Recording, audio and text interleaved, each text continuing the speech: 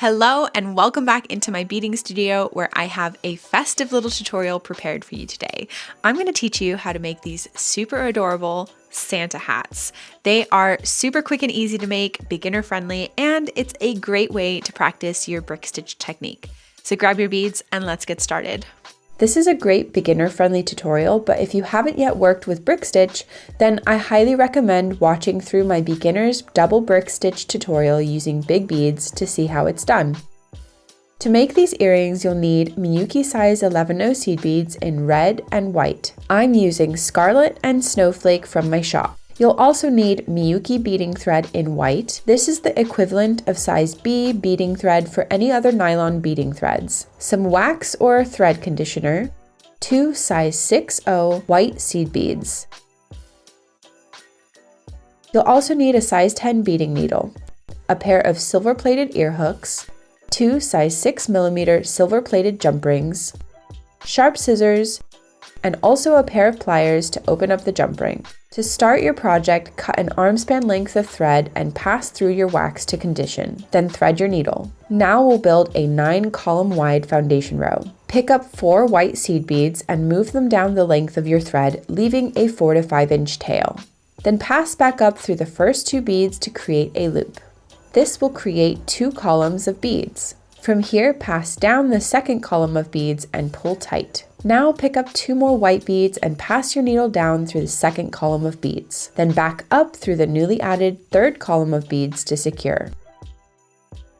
Pick up another 2 beads, then pass up through the third column of beads. Notice that each newly added column alternates which direction you pass through the previous column. Now pass down through the newly added fourth column to secure.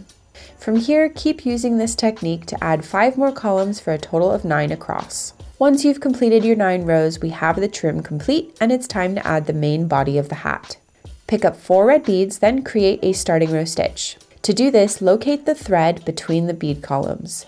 These are called thread bridges. Skip the first thread bridge and pass through the second thread bridge from back to front. This will cause the beads to stack into 2 columns. Then pass up through the inside column of beads like this and pull tight. Then pass down through the outside column, then once more up through the inside column to complete your starting row stitch. From here, you'll complete the row using just 2 beads at a time. Pick up 2 more red beads, then pass through the very next thread bridge from back to front. Then pass up through your newly added beads and pull tight. Pick up 2 more beads and repeat. Continue adding columns until the end of the row. The rows will naturally decrease, giving the pyramid shape to your hat. So in this row, you'll have 8 columns. Once you've reached the end, it's time to create another starting row stitch, but this time from left to right. Pick up 4 red beads, skip the first thread bridge, then pass through the second thread bridge from back to front. Pass up through the inside column of beads, down through the outside column, then back up through the inside column and pull snug to complete. Pick up 2 red beads and continue adding rows as before. Keep repeating this technique, creating a starting row stitch to start each new row.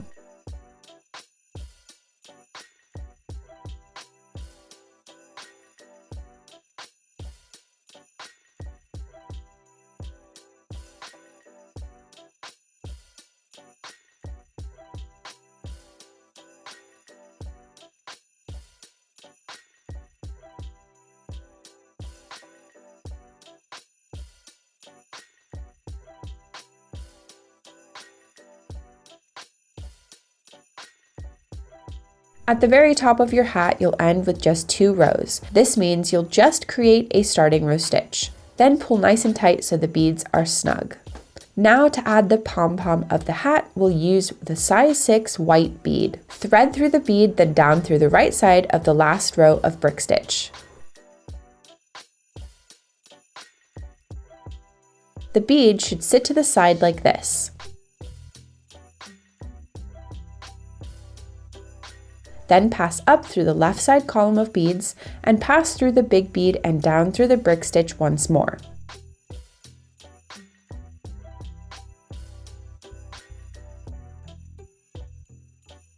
From here, you'll create either a knot or a knotless tie-off to secure your thread.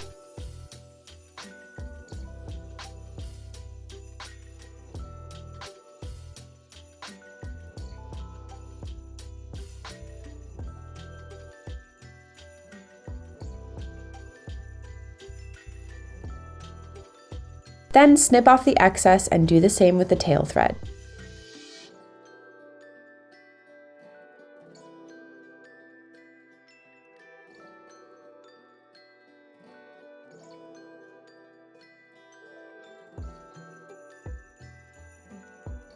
Now it's time to open a jump ring and thread it through the large bead.